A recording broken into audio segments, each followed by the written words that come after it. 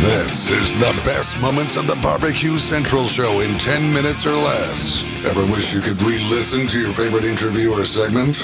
Do you enjoy hearing older shows for the first time in years? Then the best moments of the BBQ Central Show in 10 minutes or less is just what you need.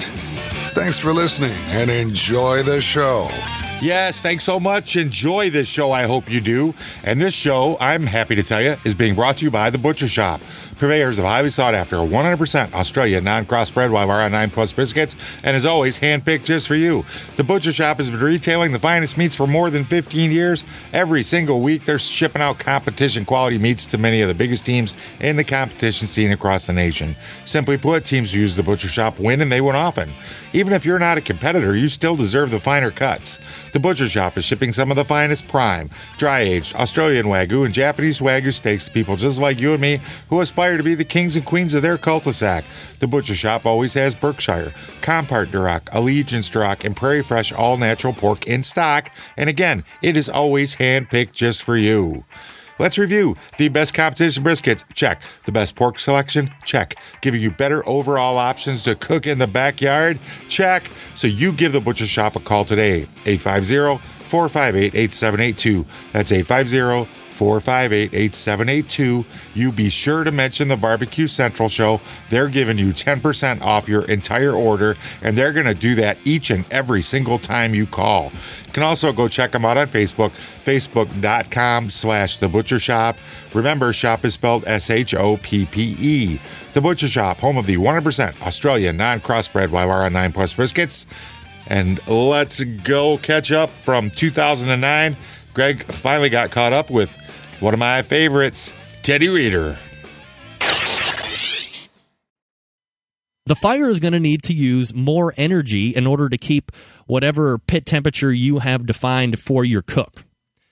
And I'm sure looking to weigh in, or will probably confirm that, is none other than Ted Reader. Ted, thanks for coming on tonight. How are you, buddy?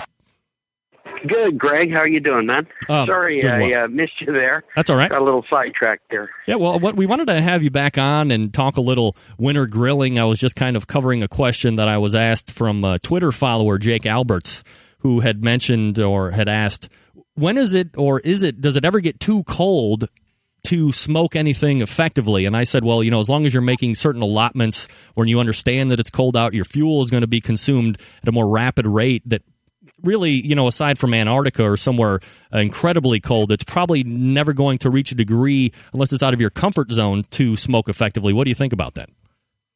I agree with you. You're going to have to spend a little more time getting your fire going and keep it going and keeping the heat in your smoker. Every time that you remove that lid just to check on things, you're going to lose about an hour of smoke time.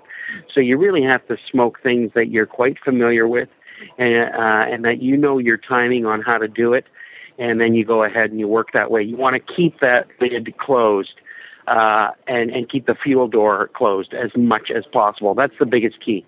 Now, in the beginning of the segment, I had mentioned that, we're at a point in time here during the season, especially if you're in a particular region of the country that is experiencing seasonal changes. And, it's not like it's 90 degrees in the summer and 60 degrees in the winter, but real true seasonal changes. That this is the time of the year when, or perhaps even a month or so ago, people have tarped their grills or their cookers or put them away in the garage, and they're not going to touch them again until springtime or maybe even a little bit later. But then there's some people that maybe want to try and extend out and kind of get that red badge of honor that a lot of us do and grill during the course of all year. So let's talk about some just general cold weather barbecue and grilling tips.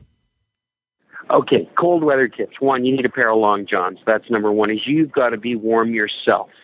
There's no use trying to go out and cook if you're going to be icy cold. So a good heavy pair of socks, gloves that the fingertips can come off of, a good toque, a turtleneck, layers of clothing, depending on when you're grilling, so that you can take a layer off if you get a little too warm. And if there's a blizzard, you may want to have a pair of ski goggles with you. That way you can keep the blowing snow out of your eyes, right? That's it. And then number two is, one, you have to remember with propane, if you're using a propane grill, propane tanks need to be kept full. If they get too low, the fuel gets too cold and it won't flow. Natural gas, you've got a constant flow. It's nice and easy. charcoal heats up. Once you go, you just got to keep fueling it. And so propane, always have a couple of full tanks on hand. And if you want to keep a blanket wrapped around your propane, that's always a good thing to help keep it warm. Some people have designed these tank teddies that fit over, but you want something to keep that icy cold out of it. Tank teddies. And then really when you're going to do, yeah? No pun intended. Yeah, exactly. A tank teddy. And then when you're going to get into the actually things that you're going to cook things that are quick, steaks, burgers, chicken breasts. If you're going to do rotisserie, again, you're going to have to watch that every time you open that lid, you're going to lose your heat. And it's keeping that hot fire hot. Where traditionally you're going to cook, if you're cooking on high heat, you're cooking with the grill lid open. In the wintertime, you're going to modify. You're going to keep that lid closed all the time. That'll keep your heat in. So you're going to have to change your recipes a bit. But all in all, it's a nice, easy, straightforward way to cook. You just got to keep yourself warm. And one last thing that you need to have is like a hot cider or some icy cold beer or a few bourbons, and that'll get you going. I think one of the things that all of us guys and gals up here that cook during the winter, we actually, and maybe it's a secret that we kind of keep amongst ourselves, and I'm about to let the cat out of the bag, but we prefer when there's banks and banks of snow next to the grill, because then you can just plug beer cans and bottles right in there, and you got a already made beer cooler right there. Completely. You just have to be careful that you don't allow those to freeze, because they do blow up, and nothing's worse than wasting good beer. I heard that, no doubt about it. We're talking with Ted Reeder, TedReeder.com, multiple-time author and a TV chef who has done a number of appearances here, both in Canada, here in the U.S. What do you think? Well, actually, let me back up for 1 second. Have you ever heard or have you ever used a welder's blanket actually on your cooker in order to keep more insulation and to keep it more fuel efficient during the cold weather? No, I haven't. And, I think that's a pretty cool idea, and I would try that out. Well, first thing I'd have to figure out is where to go get a welder's blanket from. But once you do that, then it's easy.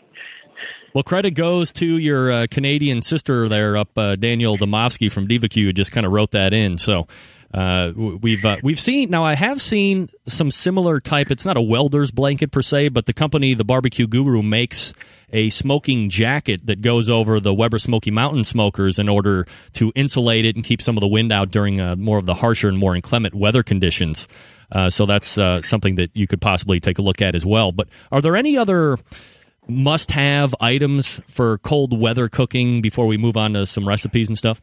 Let's go find out what Teddy had to say. Also, you need to check out the recipes. How do you do that?